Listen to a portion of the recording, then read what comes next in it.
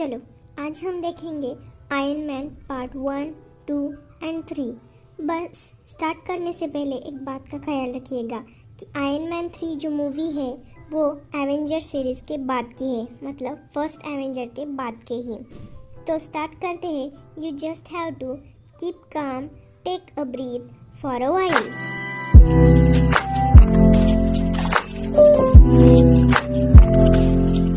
तो मूवी की स्टार्टिंग होती है अफगानिस्तान के बॉर्डर को दिखाते हुए। वहाँ पर यूएस आर्मी भी होती है जो कि किसी ऐसे आदमी का इंतजार कर रही होती है जो कि वेपन्स को डील करता था और उसका नाम था टोनी। फिर कुछ ही टाइम में हम देखते हैं कि टोनी वहाँ पर पहुँच जाता है। वहाँ पर टोनी उस आर्मी को एक मिसाइल दिखाता है और कहता है कि ये हम लोगों ने बनाया है, ये इतना ज्यादा खतरनाक है कि ये एक मिसाइल ही पूरी कंट्री को तबाह करने के लिए काफी है। और फिर वहाँ पर उसका एक्सपेरिमेंट किया जाता है। दरअसल टोनी यहाँ पर आर्मी से कोई डील करने आया था और इस डील से वो बहुत अमीर हो सकता था। उसके बाद वो यहाँ से चला जाता है, लेकिन तभी टोनी की कार पर कोई फायरिंग करने लगता है। वहाँ पर मौजूद सारी की सारी आर्मी टोनी को बचाने की कोशिश करती है, लेकिन वो लोग उन आर्मी को फायर करके मार देते हैं। टोनी अपनी जान बचाकर गाड़ी से बाहर तो आ जाता है, लेकिन उसके पास उसी की कंपनी का बॉम्ब पड़ा होता है जिसके फट जाने से वो काफी जख्मी हो जाता है। अब हमें एक दिन पहले का टाइम दिखाया जाता है जब टोनी को बेस्ट वेपन मेकर का अवार्ड मिला था। दरअसल जो कंपनी ये चला रहा था ये इसके फादर ने अपने दोस्त के साथ मिलकर बनाई थी, लेकिन जिसका अवार्ड दिया जा रहा था टोनी वहाँ पर मौजूद नहीं था, तो उसका अवार्ड कोई और रिसीव कर लेता है। अब अगर टोनी वहाँ पर नहीं था तो वो कहाँ पर था? वो था एक कैसीनो में। वहाँ पर वो आदमी आता है जिसने टोनी का अवार्ड लिया था। वो उसे उसका अवार्ड देता है तो वो कहता है कि यार मैं इसे कहाँ रखूंगा, मेरे घर में तो जगह ही नहीं है। वो अवार्ड वो लोगों को देकर वहाँ से चला जाता है। तभी वहाँ पर एक रिपोर्टर आती है और टोनी से कहती है कि क्या आप सेटिस्फाई हैं कि आप नए नए वेपन्स बना रहे हैं और वो इतने खतरनाक हैं कि किसी की भी जान ले सकते हैं, बल्कि पूरी कंट्री डिस्ट्रॉय कर सकते हैं। तो टोनी कहता है कि हाँ मैं सेटिस्फाई हूँ, क्योंकि अगर हम वेपन्स ना बनाएं तो लोग हमें ही मार डालेंगे। उसके बाद ये दोनों कुछ टाइम साथ स्पेंड करते हैं और फिर टोनी को बताया जाता है कि उसकी अफगानिस्तान के लिए फ्लाइट है और टोनी अपने प्राइवेट जेट से होता हुआ अफगानिस्तान आ जाता है। अब सीन शिफ्ट होता है प्रेजेंट टाइम की तरफ, जब टोनी बेहोश है और एक बैटरी से कनेक्टेड है। जब उसे होश आता है तो वो देख के काफी हैरान होता है कि मेरे साथ बैटरीज क्यों लगी हुई हैं। वो होश में आकर अपने साथ खड़े आदमी से पूछता है कि मेरे साथ ये क्या हो रहा है। तो वो आदमी उसे बताता है कि जब तुम्हारे साथ वो बॉम्ब एक्सप्लोड हुआ तो उसके कई पीसेस तुम्हारी बॉडी के अंदर चले गए। वो इतने छोटे पीसेस थे कि हम उनको बाहर नहीं निकाल सकते थे। अब इसका एक ही हल था कि हम उन पीसेस को तुम्हारे दिल के पास जाने से रोक सकें। तो इस वजह से हम ये इलेक्ट्रोमैग्नेटिक वेव्स यूज कर रहे हैं, तो तुम्हें घबराने की कोई जरूरत नहीं है। हमें पता चलता है कि टोनी को टेररिस्ट ने किडनैप कर रखा है और तभी वहाँ पर उन टेररिस्ट का लीडर आता है। वो टोनी से कहता है कि जानते हो मैंने तुम्हें किडनैप करके यहाँ पर क्यों बुलाया? मुझे तुम्हारा बनाया गया मिसाइल काफी पसंद आया और जैसा कि तुम जानते हो कि यूएस आर्मी ने हमारे बॉर्डर पर कब्जा कर रखा है, तो मैं चाहता हूँ कि सेम मिसाइल तुम हमारे लिए भी बनाओ और बस जैसे ही तुम मुझे मिसाइल दे दोगे तो मैं उन पर अटैक करके तुम्हें छोड़ दूंगा। तो टोनी कहता है कि हरगिज नहीं, ये तुम्हारी भूल है। तो टोनी के साथ खड़ा हुआ आदमी उसे कहता है कि नहीं ऐसा नहीं करो, तुम्हारे पास इसके अलावा और कोई सोल्यूशन नहीं है, क्योंकि ये एक ऐसा इलाका है जहाँ तुम्हारे साथी इवन आर्मी भी नहीं तुम्हें ढूंढ सकती। अब ये आदमी था कौन? दरअसल ये आदमी भी वेपन्स बनाया करता था और इन्हें भी यही लोग लेकर आए थे यहाँ पर। अब टोनी और वो डिसाइड करने लगते हैं कि यहाँ से बाहर कैसे निकला जाए। हालांकि यहाँ से बाहर जाना लग तो इम्पॉसिबल रहा था, लेकिन वो फिर भी ट्राई करना चाहते थे।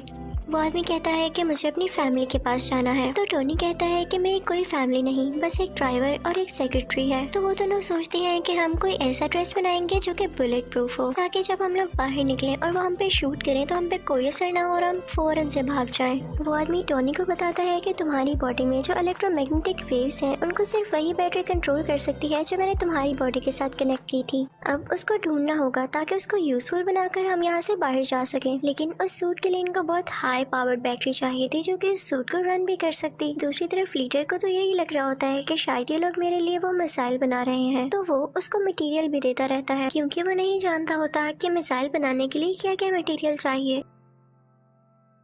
लेकिन जल्द ही जब वो सूट तैयार होता है तो इस बात की खबर उस लीडर तक भी पहुंच जाती है। उसे बहुत गुस्सा आता है और वो उस आदमी को, जो कि टोनी के साथ इस सूट बनाने में हेल्प कर रहा था, काफी इंजर्ड कर देता है।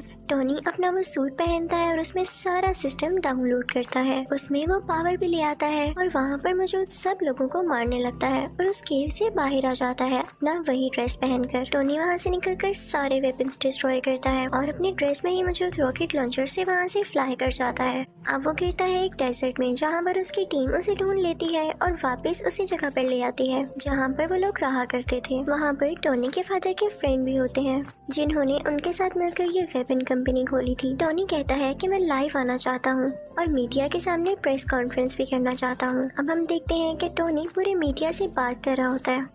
वो कहता है कि मुझे अफगानिस्तान के लोगों ने किडनैप कर लिया। उन्होंने मुझसे डिमांड की कि मैं उनको भी वेपन्स बना कर दूं। मैंने ये सोचा है कि मेरे वेपन्स इतनी प्रॉब्लम्स क्रिएट कर रहे हैं और वो लोग भी मेरे वेपन्स को हासिल करके जंग करना चाहते हैं, वॉर करना चाहते हैं, और मैं ये सब नहीं चाहता। इसलिए मैं अपनी कंपनी बंद कर रहा हूँ और एटलीस्ट अगर कंपनी बंद ना भी की तो मैं ऐसे वेपन्स कभी नहीं बनाने वाला। तो वो आदमी, जो टोनी के फादर का फ्रेंड था, वो सारे लोगों से कहता है कि नहीं नहीं, ऐसी बात नहीं है। टोनी बेचारा अभी अपनी जान बचा कर आया है और ये सेंसेस में नहीं है। ये भी उदास है, इसलिए बहकी बहकी बातें कर रहा है। ऐसा कुछ नहीं होने वाला। टोनी वहाँ से चला जाता है और वो आदमी भी टोनी के पीछे पीछे आता है। वो टोनी से कहता है कि आखिर हुआ क्या, तुम अफगानिस्तान से कैसे बचकर निकले और तुम्हें उन लोगों ने क्यों किडनैप किया था। तो टोनी उसे सारी बात बता देता है और ये भी बताता है कि मैंने एक आयरन सूट बनाया था जिसकी हेल्प से मैं बाहर निकला। क्या तुम भी देखना चाहोगे? तो वो आदमी कहता है कि हाँ हाँ, क्यों नहीं। तो टोनी अपनी शर्ट खोलता है और अपनी चेस्ट पर वो दिखाता है, यानी उस आयरन सूट का कुछ हिस्सा। वो आदमी ये चीज देख के कहता है कि ये तो लाजवाब है, हमें इस पर और काम करना चाहिए और पूरी दुनिया के सामने लाना चाहिए। हम इससे काफी अमीर हो सकते हैं और इससे हमें काफी प्रोग्रेस मिल सकती है। लेकिन टोनी नहीं मानता और फिर जाता है अपनी सेक्रेटरी के पास। वो उससे कहता है कि मेरी चेस्ट में जो टूल लगा हुआ है, मैंने इससे ज्यादा एडवांस टूल बना लिया है, उसे प्लीज उसके साथ चेंज कर दो। तो वो लड़की टोनी से पूछती है कि ये क्या करता है।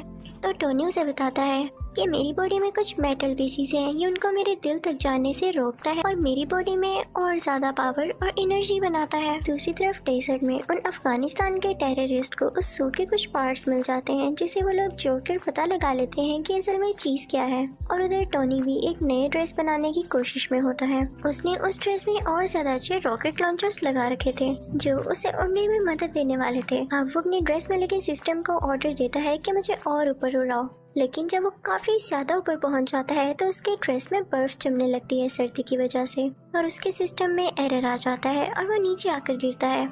जैसे ही वो नीचे आ रहा होता है तो अपने सिस्टम को दोबारा से ऑर्डर देता है, क्योंकि अब उस पर से बर्फ मेल्ट हो रही थी और वो दोबारा से उड़ जाता है। फिर घर आकर वो उस ड्रेस में कुछ चेंजेस करता है ताकि ज्यादा ऊंचाई पर जाने में वो ड्रेस ना जमे। और टेबल पर उसकी सेक्रेटरी ने उस पुराने टूल पर कुछ लिख के उसके लिए रखा होता है, जिसे देख के वो काफी खुश होता है। फिर शाम को हम देखते हैं कि टोनी एक पार्टी में जाता है जहाँ पर उसकी सेक्रेटरी भी होती है। वो दोनों साथ टाइम स्पेंड करते हैं, डांस करते हैं और काफी एंजॉय करते हैं कि तभी वहीं पर वो रिपोर्टर आ जाती है जिसने उससे कुछ क्वेश्चंस किए थे। वो कहती है कि जो मिसाइल तुमने अफगानिस्तान में दिखाया, उस जैसे कई मिसाइल अब अफगानिस्तान खुद बना रहा है और मुझे नहीं लगता कि ये तुम्हारी परमिशन से हो रहा है या तुमने ऐसा कुछ करने को कहा है। टोनी एकदम बहुत गुस्से में आ जाता है और उसे लगता है कि हो ना हो ये काम उसी आदमी का है जो कि उसके फादर का दोस्त था, यानी उस कंपनी का शेयर पार्टनर। टोनी सीधा उस आदमी के पास जाता है और उससे पूछता है क्या वाकई में तुमने वो मिसाइल वहाँ पर भेजा है। तो वो कहता है कि हाँ, मुझे ऐसा करना पड़ा। तो टोनी कहता है क्या तुम्हें पता भी है वहाँ पर जो टेररिस्ट है वो लोगों को कितना मार रहे हैं और तुमने उन्हीं टेररिस्ट की मदद कर दी। हमारी कंपनी ऐसे काम नहीं करती। लेकिन वो उसकी एक नहीं सुनता। फिर टोनी घर आ जाता है और खुद ही कुछ करने का ट्राई करता है। टोनी अपने ड्रेस को बहुत एडवांस बना लेता है। उसमें उसने हर तरह की टेक्नोलॉजी यूज करती थी जो कि फायर भी कर सकती थी और छोटे छोटे रॉकेट्स भी शूट कर सकती थी।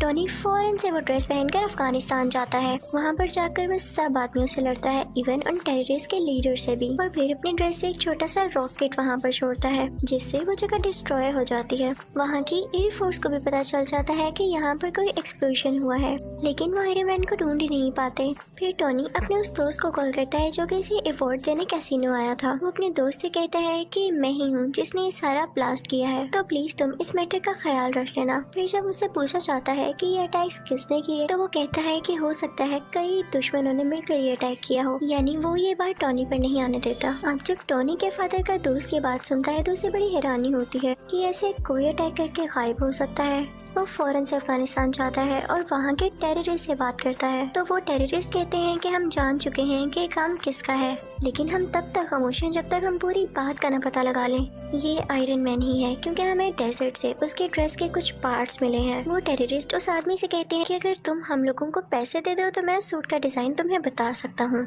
लेकिन टॉनी के फादर का दोस्त ऐसा नहीं करता, बल्कि उन लोगों को डरा धमका कर वो ड्रेस अपने साथ ले आता है। टॉनी को पता चल जाता है कि उसका पुराना ड्रेस किसी ने चुरा लिया है। वो फौरन से अपनी सेक्रेटरी के पास जाता है और उसे कहता है कि कैसे भी करके मुझे उसको रोकना होगा कि कहीं ये सारी इन्फॉर्मेशन लीक ना हो जाए और वो मेरा नाम, मेरी आइडेंटिटी यूज करके हर जगह तबाही फैलाए। अब टॉनी की सेक्रेटरी उस आदमी के ऑफिस जाती है, यानी वही आदमी जो टॉनी के फादर का दोस्त है। वो सारी इन्फॉर्मेशन उसके कंप्यूटर से कॉपी करने लगती है और साथ ही साथ उसे ये भी पता चलता है कि यही वो आदमी था जिसने टॉनी को किडनैप करवाया था उन टेररिस्ट से, क्योंकि ये नहीं चाहता था कि टॉनी का इस कंपनी में जरा सा भी शेयर हो। ये सुन के वो काफी हैरान होती है और वहाँ से जाने ही वाली होती है कि तभी वहाँ पर वही आदमी आ जाता है जिसके कंप्यूटर से वो डेटा चुरा रही थी, लेकिन वो उसे बातों में लगा के वहाँ से चली जाती है। अब वो आदमी भी इतना कोई इनोसेंट नहीं था, उसे पता चल जाता है कि ये लड़की मेरे कंप्यूटर से सारा डेटा चुरा गई है। जब वो लड़की सारी इन्फॉर्मेशन लेके वहाँ से निकल रही होती है तो एक आदमी आता है और कहता है कि आप टॉनी को जानती है ना, कि आप टॉनी से मेरा इंटरव्यू करा देंगी,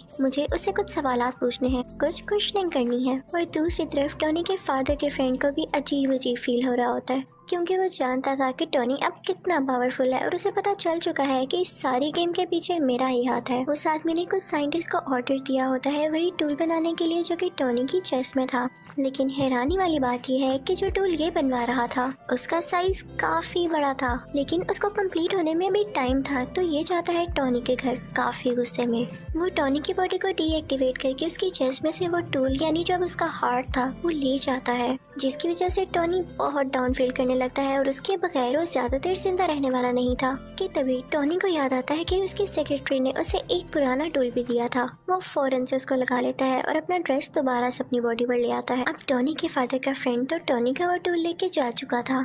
उसने अपने पास काफी बड़ा आयरन जायंट बना रखा था जिसका वो नाम रखता है आयरन मॉन्गर। वो आदमी वो टूल जो टॉनी की चेस्ट से निकाला गया था उसके अंदर डाल देता है, जिससे वो एक्टिवेट होने लगता है। उसमें कई पावर्स आ जाती हैं, लेकिन इतनी ही देर में असली आयरन मैन भी वहाँ पर पहुँच चुका था और अब इन दोनों में काफी ज्यादा फाइट होती है। अब वो दोनों लड़ते लड़ते रोड पर आ जाते हैं। तभी आयरन मैन को याद आता है कि अभी तक ये सूट पूरी तरह ठीक नहीं हुआ, यानी अभी भी कई ज्यादा हाइट पर जाकर फ्रीज हो जाएगा। वो फौरन से ऊपर उड़ने लगता है ताकि आयरन मॉन्गर भी उसका पीछा करे, और जब वो लोग बहुत ऊपर पहुंच जाते हैं तो आयरन मॉन्गर का ड्रेस जमने लग जाता है, फ्रीज होने लग जाता है और वो अजीब सा होके थोड़ा डल होके नीचे गिरने लगता है। लेकिन तभी नीचे आते ही वो दोबारा से एक्टिवेट हो जाता है और वो आयरन मैन पर अटैक करने लगता है। अब ये दोनों पता है कहाँ आकर गिरते हैं,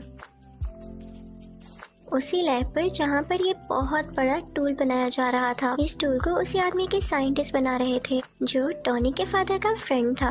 अब आयरन मैन अपनी सेक्रेटरी को फौरन से कहता है कि तुम ये टूल एक्टिवेट कर दो, मैं यहाँ से फौरन से भाग जाऊंगा और इसका सारा का सारा इफेक्ट इस आयरन मॉन्गर पर हो जाएगा, क्योंकि ये नहीं जानता होगा कि टूल स्टार्ट होने वाला है। वो लड़की ऐसा ही करती है, उसमें काफी ज्यादा रेज निकलती हैं जो कि आयरन मॉन्गर के गिर्द आ जाती हैं और इन रेज की वजह से आयरन मॉन्गर मारा जाता है। अब अगले दिन हम देखते हैं कि टॉनी की प्रेस कॉन्फ्रेंस होती है और सारे उससे क्वेश्चन कर रही होती हैं कि क्या आप ही हो आयरन मैन। तो उसके पास एक आदमी आता है और कहता है कि नहीं, आपने ये नहीं कहना, आपने ये कहना है कि उसमें आपका बॉडीगार्ड था और उन दोनों में आपस में कोई पर्सनल इश्यूज की वजह से लड़ाई हो रही थी और आपके फादर के फ्रेंड भी नेचुरल डेथ मरे। लेकिन टॉनी वो स्क्रिप्ट उठा के सब लोगों के सामने चला जाता है। तभी उसका दोस्त उसके कान में कहता है कि जो भी बात सच है वही बोलिएगा। आयरन मैन सबके सामने बोल देता है, I am Iron iron man. यानी अब सबको पता चल चुका था कि असली आयरन मैन टॉनी ही है। और इसी के साथ आयरन मैन पार्ट 1 यही खत्म हो जाता है। तो अब मैं आपको एक्सप्लेन करूंगी आयरन मैन पार्ट 2। अब जहाँ पर पार्ट 1 का एंड हुआ था वहीं से पार्ट 2 स्टार्ट होता है। वही न्यूज के टॉनी ने ये एक्सेप्ट कर लिया है कि वही आयरन मैन है। किसी के टीवी पर चल रही होती है और जो आदमी इसको देख रहा होता है उसका नाम इवैन होता है। ये न्यूज देखते ही इवैन के फादर की डेथ हो जाती है। तो इवैन कहता है कि मैं आयरन मैन से बदला लेके जरूर रहूंगा। तो वो भी एक छोटा सा टूल तैयार करता है जिससे वो अपना ड्रेस बनाने वाला था, क्योंकि वो आयरन मैन से फाइट करने लगा था।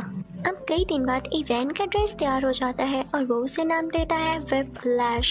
उसमें ये पावर थी कि वो किसी भी मेटल को काट सकता था। फिर हम देखते हैं कि 6 महीने गुजर जाते हैं और टॉनी कुछ लोगों से स्पीच कर रहा होता है। उसने अपना वही ड्रेस पहना होता है। वो बताता है कि मेरे फादर का ये ड्रीम था कि वो एक सिटी बनाए जिसमें एडवांस बिल्डिंग्स हो और काफी अच्छी टेक्नोलॉजी हो, लेकिन वो तो अपना ये ड्रीम पूरा नहीं कर पाए। अब मैं उनका ये ड्रीम पूरा करूंगा। और वो अपना ड्रेस सबको दिखाता है कि ये ड्रेस मेरी हेल्प करेगा। टॉनी ये सब बातें करके वहाँ से निकल ही रहा होता है कि तभी उसके पास कुछ लोग आते हैं। वो टॉनी से कहते हैं कि आपसे कुछ लोग कुछ बातें पूछना चाहते हैं। वो सब लोग ये चाहते हैं कि आप सुबह कोर्ट में आए। वो आपके ड्रेस के बारे में आपसे कुछ इन्वेस्टिगेशन करेंगे। जब टॉनी कोर्ट जाता है तो उसे पता चलता है कि वहाँ पर तो आर्मी है। कोर्ट के सेनेटर उसे कह रहे होते हैं कि सूट तो तुमने काफी अच्छा बनाया है, लेकिन इतनी ज्यादा पावरफुल और खतरनाक चीज तुम्हारे पास नहीं होनी चाहिए। ये आर्मी को दे दो क्योंकि वो अपने सोल्जर्स की काफी अच्छी ट्रेनिंग कर सकती है इससे। तो टॉनी कहता है कि नहीं, वो ड्रेस मैंने बनाया है, मेरी मेहनत लगी है उसमें, मैंने उस पर कई एक्सपेरिमेंट्स किए और मुझे ही उसको यूज करना आता है। वो मेरा ड्रेस है और मैं ही आयरन मैन हूँ। No one can be iron man. कोई आयरन मैन नहीं बन सकता मेरे अलावा। वहाँ पर टॉनी का वही ब्लैक दोस्त भी होता है, लेकिन इस पार्ट में उसका फेस चेंज है, यानी किसी और को टॉनी का दोस्त बना दिया गया है, लेकिन कैरेक्टर वही है। वो भी सेम बात कहता है कि मुझे ये कहना पड़ रहा है कि ये ड्रेस वाकई बहुत डेंजरस है और ये आर्मी के पास होना चाहिए, लेकिन फिर भी टॉनी नहीं मानता। फिर वहाँ पर एक वेपन एक्सपर्ट भी आता है जो कि सेम बात बोलता है, लेकिन टॉनी कहता है कि मैं तुम लोगों में से किसी की बात नहीं सुनने वाला। टॉनी उन सब से कहता है कि मैं जानता हूँ आप लोगों को ऐसा करने के लिए किसने कहा है। इनफैक्ट वो आदमी इसलिए चाहता है कि आप लोग मेरा ड्रेस ले लें क्योंकि वो खुद ऐसा ड्रेस नहीं बना पा रहा। उसने मेरी कॉपी करके कई ज्यादा ड्रेसेस बनाए हैं, लेकिन वो उस काम के नहीं जो कि मेरा ड्रेस है। तो आप लोग उसकी बातों में क्यों आ रहे हैं? मैं आपको प्रूफ्स भी दिखाता हूँ। और टॉनी फिर उनको प्रूफ्स भी दिखाने लगता है कि वाकई वो आदमी कैसा है। वो कहता है कि इतना बड़ा वेपन मेकर मेरी ड्रेस को कंट्रोल ही नहीं कर पा रहा, तो आप लोग कैसे कर पाएंगे? इसे सिर्फ मैं चला सकता हूँ और मैं जानता हूँ ये किसी को नुकसान नहीं देगा। सबको उसकी बात अच्छी लगती है और फिर वो वहाँ से चला जाता है। दूसरी तरफ हम देखते हैं कि इवैन अपना व्हिप्लैश ड्रेस कंप्लीट कर चुका होता है और अब वो चाहता था कि वो डायरेक्ट जाकर आयरन मैन से लड़ाई करे। दूसरी तरफ टॉनी भी अपने ड्रेस को चेक कर रहा होता है। उसके ड्रेस में एक ऐसा कोर होता है जो कि सबसे ज्यादा यूजफुल था, लेकिन यूजफुल होने के साथ साथ वो काफी खतरनाक भी था। उसकी वजह से टॉनी की बॉडी में काफी पॉइजन फैल रहा था। उसी दौरान टॉनी इस सोच में भी पड़ जाता है कि अगर मुझे कुछ हो गया तो कंपनी का क्या होगा। तो वो अपनी सेक्रेटरी को बुलाता है और उससे कहता है कि मैं तुम्हें अपनी कंपनी का CEO बनाता हूँ। ये कंपनी अब से तुम्हारे अंडर है, तुम जिसको चाहो हायर करो। फिर टॉनी की सेक्रेटरी जो कि अब उस कंपनी की CEO थी, एक लड़की को इंटरव्यू के लिए बुलाती है, लेकिन वो लड़की किसी कंपनी की एजेंट होती है। फिर हम देखते हैं कि कार रेस हो रही होती है और उसमें टॉनी ने भी पार्टिसिपेट किया होता है, लेकिन तभी वहाँ पर इवैन यानी व्हिप्लैश आ जाता है और उस पर अटैक कर देता है, जिससे उसकी गाड़ी 2 हिस्सों में टूट जाती है। ये न्यूज टीवी पर टॉनी की असिस्टेंट यानी वो CEO भी देख लेती है और उसके बॉडीगार्ड से कहती है कि हमें फौरन उसकी मदद के लिए जाना होगा। वो दोनों जाते हैं और टॉनी को उसका ब्रीफ केस देते हैं जिसके अंदर वो आयरन मैन वाला ड्रेस होता है और टॉनी उसको पहन लेता है। अब आयरन मैन में और व्हिप्लैश में काफी लड़ाई होने लगती है, लेकिन आयरन मैन जो भी अटैक्स कर रहा था व्हिप्लैश उनको रोके जा रहा था और कई देर तक ऐसे चलता है। लेकिन तभी आयरन मैन व्हिप्लैश पर जोरदार अटैक करता है, जिससे फाइनली व्हिप्लैश को डिफीट हो जाती है। व्हिप्लैश को अरेस्ट कर लिया जाता है। थोड़ी देर बाद टॉनी पुलिस स्टेशन जाता है इवैन से ये पूछने के लिए कि उसने उस पर अटैक क्यों किया। वो आगे से चुप रहता है तो टॉनी उससे कहता है कि वैसे तुम्हारी टेक्नोलॉजी थी बड़ी कमाल की, तुम अगर ये आर्मी को बेच देते तो तुम काफी अमीर हो सकते थे। और ये कह के वो वहाँ से चला जाता है। फिर हम देखते हैं कि एक और आदमी आता है जो कि सेम टू सेम इवैन के जैसा था, इवन उसका यूनिफॉर्म भी। वो दरअसल जेल में इसलिए भेजा गया था ताकि उसको मरवाकर लोगों को ये शो किया जा सके कि इवैन मर चुका है। और एक आदमी जो कि बहुत बड़ा गैंगस्टर था असली इवैन को रेस्क्यू कर लेता है, वहाँ से निकलवा लेता है। सबको यही लग रहा था कि इवैन मारा जा चुका है। क्योंकि उन्होंने वहाँ पर ब्लास्ट करवा के नकली इवैन को मरवा दिया था। वो गैंगस्टर किसी इंडस्ट्री का ओनर था और टोनी का सबसे बड़ा दुश्मन था। वो ये चाहता था कि वो भी आयरन मैन की ड्रेस की तरह कई ज्यादा ड्रेसेस बनाए और पूरी आर्मी बनाए उनसे। उसने इवैन को भी इसीलिए छुड़वाया था। दूसरी तरफ टोनी की ड्रेस का वो गुण उसे काफी सता रहा होता है। वो उसकी चेस्ट में मुसलसल पॉइजन पहुंचा रहा था, जिससे उसे फील हो रहा था कि अगर उसने कुछ ना किया जल्द तो वो मारा जाएगा।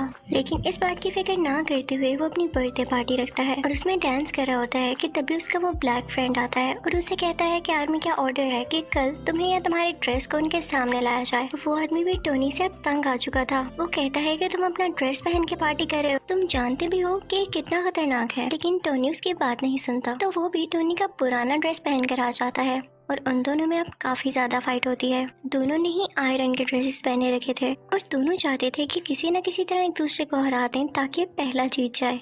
अब दोनों अपने अपने हाथ से लेजर निकालने लगते हैं और एट अ टाइम लेजर निकलने से दोनों लेजर्स आपस में टकरा जाती हैं और बहुत बड़ा ब्लास्ट होता है। जहाँ पर ब्लास्ट होता है और टोनी की बर्थडे पार्टी हो रही होती है वो जगह कोई और नहीं बल्कि टोनी की कंपनी होती है। अब वहाँ से टोनी का पुराना ड्रेस लेके वो ब्लैक फ्रेंड तो चला जाता है, लेकिन टोनी वहीं पर नशे की हालत में होता है। फिर हम देखते हैं कि एक आंख वाला आदमी टोनी के पास आता है और उससे कहता है कि तुम्हारे फादर क्या क्या करना चाहते थे और तुम क्या कर रहे हो, तुम नशा करके इधर उधर फिरते रहते हो। तो टोनी कहता है कि अपनी जुबान बंद रखो, तुम होते कौन हो ऐसे बोलने वाले। तो वो आदमी कहता है मैं तुम्हारे बारे में सब कुछ जानता हूँ। वो लड़की जो तुम्हारी कंपनी में इंटरव्यू देने आई थी वो कोई और नहीं बल्कि मेरी ही सीक्रेट एजेंट है और तुम्हारी सारी बातें सारी रिपोर्ट्स ही मुझे देती रही है। फिर वो आदमी ये भी कहता है कि मैं ये नहीं चाहता कि तुम्हारा कोई नुकसान हो, मैं चाहता हूँ कि तुम और ज्यादा अच्छा एक ड्रेस बनाओ जिससे पूरी दुनिया को फायदा हासिल हो और मेरे पास तुम्हारे फादर की कुछ चीजें भी हैं, चाहो तो उन्हें मेरे से ले सकते हो। टोनी उस एक आंख वाले आदमी के पास से वो सारी चीजें ले आता है तो उसे पता चलता है कि उसके फादर जो सिटी बनाना चाहते थे वो उस टूल की मदद से बनाई जा सकती है। वो उस पर पूरी तरह से रिसर्च करने लगता है। वहाँ पर उसको कोड का पूरा डिजाइन भी नजर आ जाता है। वो उस पर थोड़ी सी और रिसर्च करता है और काफी चेंजेस करने के बाद बहुत ही ज्यादा एडवांस टूल बना लेता है और फिर उसी टूल से वो एक नया ड्रेस तैयार करता है जिसको वो नाम देता है मार्क 6। और साथ ही उसे इवेंट की कॉल भी आती है जो कहती है कि मैंने तुम्हारे दुश्मन के साथ मिलकर एक काफी अच्छा ड्रेस तैयार कर लिया है। मैं वेट करूंगा उस दिन का जब तुम और मैं आमने सामने होंगे और देखते हैं कि कौन जीतता है। मैं आप लोगों को राज बताती हूँ कि इन लोगों ने वो ड्रेस किस तरह से तैयार किया। टोनी का वो पुराना ड्रेस जो कि टोनी का दोस्त आर्मी के पास लेके आया था, उस ड्रेस में इवैन ने और टोनी के दुश्मन ने कुछ चेंजेस किए और उसको और ज्यादा एडवांस बना दिया कुछ टेक्नोलॉजीज की मदद से, जो कि बहुत सारी वॉर्स लड़ सकता था और फाइट कर सकता था। अब दूसरी तरफ टोनी का दुश्मन लोगों से स्पीच कर रहा होता है कि मैंने आयरन सोल्जर्स बनाए हैं क्योंकि अब आयरन आर्मी का दौर है। दूसरी तरफ टोनी को भी पता चल जाता है कि इवैन किसी के साथ सच्चा नहीं है, तो वो जाता है अपने उसी दुश्मन के पास, उसी इंडस्ट्री के ओनर के पास और उसे जाके कहता है कि इवैन तुम्हारे साथ धोखा करेगा, वो तुम्हारी सारी आर्मी को अपने कब्जे में कर लेगा और उस सिटी पर अटैक कर देंगी। और ऐसे ही होता है। इवैन देखते ही देखते सब सूट्स को अपने काबू में कर लेता है और उस वॉर मशीन को भी, जो कि इन लोगों ने नई टेक्नोलॉजीज के साथ तैयार की थी।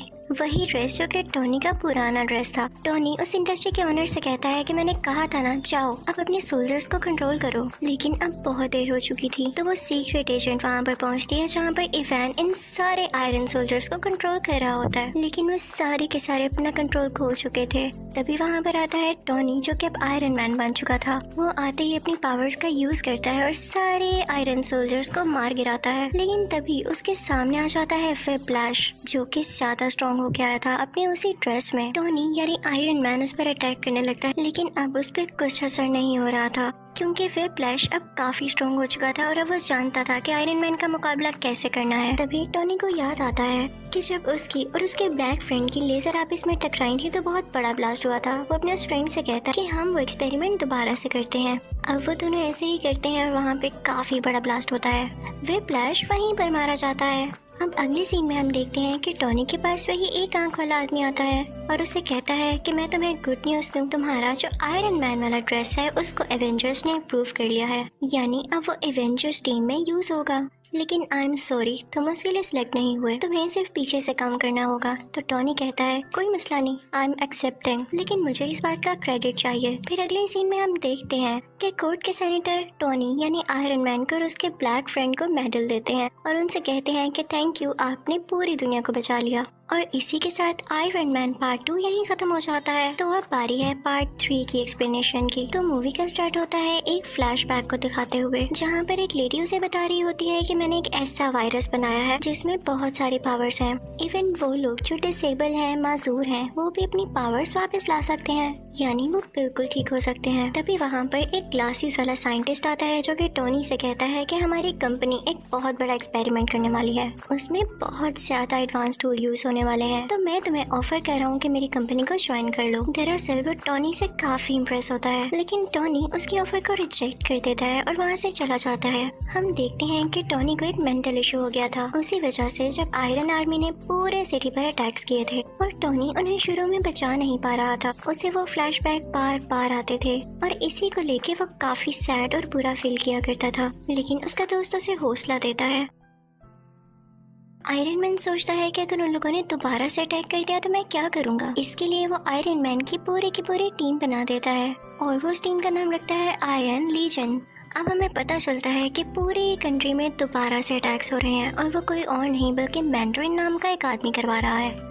टोनी यानी आयरन मैन का एक बॉडीगार्ड भी उसी कंट्री में होता है जो कि उन अटैक्स की वजह से शदीद जख्मी हो चुका था। टोनी उससे बहुत प्यार करता था, इसलिए उसे गुस्सा आ जाता है। तो वो प्रेस कॉन्फ्रेंस करता है कि अगर ये अटैक्स ना रोके गए तो मैं उस मैंडरिन के साथ बहुत बुरी तरह पेश आऊंगा। लेकिन लगता है ये बात उसकी मैंडरिन को बिल्कुल पसंद नहीं आती।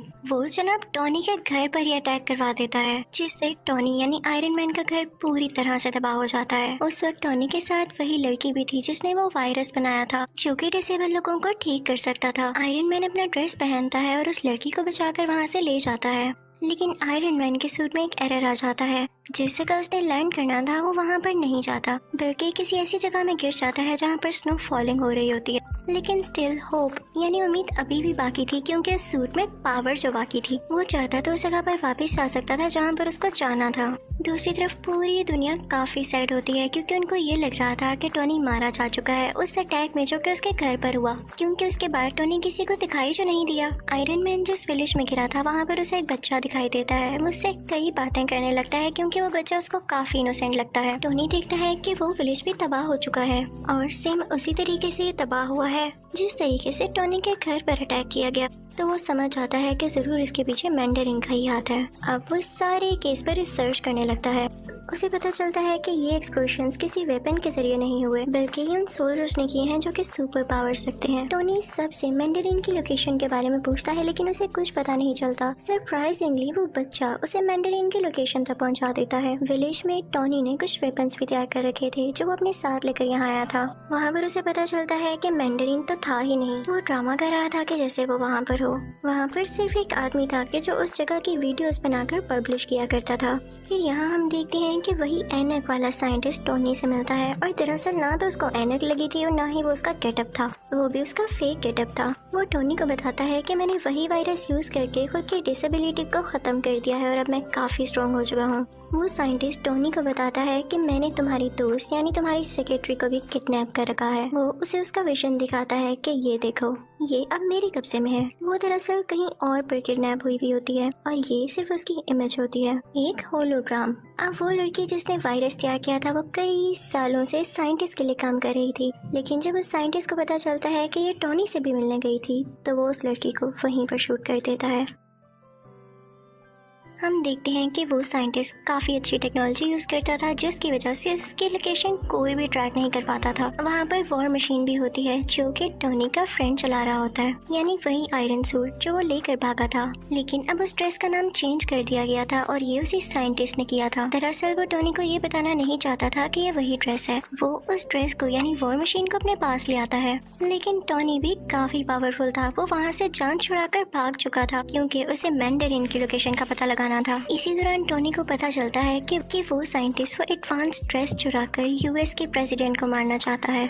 और इसके लिए उसे कुछ भी करके उसे रोकना होगा। और इसी पर्पस के लिए वो साइंटिस्ट वहाँ पर पहुँच जाता है जहाँ पर वो प्रेसिडेंट होते हैं, जो कि किसी और कंट्री जाने के लिए तैयार हो रहे थे। वो उसे किडनैप कर लेता है और अपनी सीक्रेट लोकेशन पर ले आता है जहाँ पर कोई नहीं पहुँच सकता था। लेकिन टोनी वहाँ पर पहुँच ही जाता है क्योंकि उसकी हेल्प की थी उस छोटे बच्चे ने, और टोनी था भी बहुत टैलेंटेड। टोनी वहाँ पर जाकर सारे बाकी पैसेंजर्स को भी बचा लेता है। लेकिन जब बारी आती है प्रेसिडेंट को बचाने की, तो इतनी ही देर में वो साइंटिस्ट उसे लेकर वहाँ से जा चुका होता है और वो नाकाम रह जाता है प्रेसिडेंट को बचाने में। लेकिन हमें ये जरूर पता चल जाता है कि साइंटिस्ट की सीक्रेट लोकेशन क्या थी। ये समंदर के पास एक खुफिया जगह थी, और ये प्रेसिडेंट को यहाँ पर पता है क्यों लाया था? क्योंकि ये उनकी डेथ पूरे सोशल मीडिया के सामने लाइव दिखाना चाहता था, जिससे इसको पॉपुलैरिटी मिलती, यानी ये मशहूर हो जाता और लोग इससे डरने लगते। और प्रेसिडेंट को पकड़ना इतना आसान नहीं हुआ था, बल्कि प्रेसिडेंट के नीचे जो बंदा होता है यानी वाइस प्रेसिडेंट, उसने जेलसी में आकर प्रेसिडेंट की किडनैपिंग में उस साइंटिस्ट की हेल्प की थी।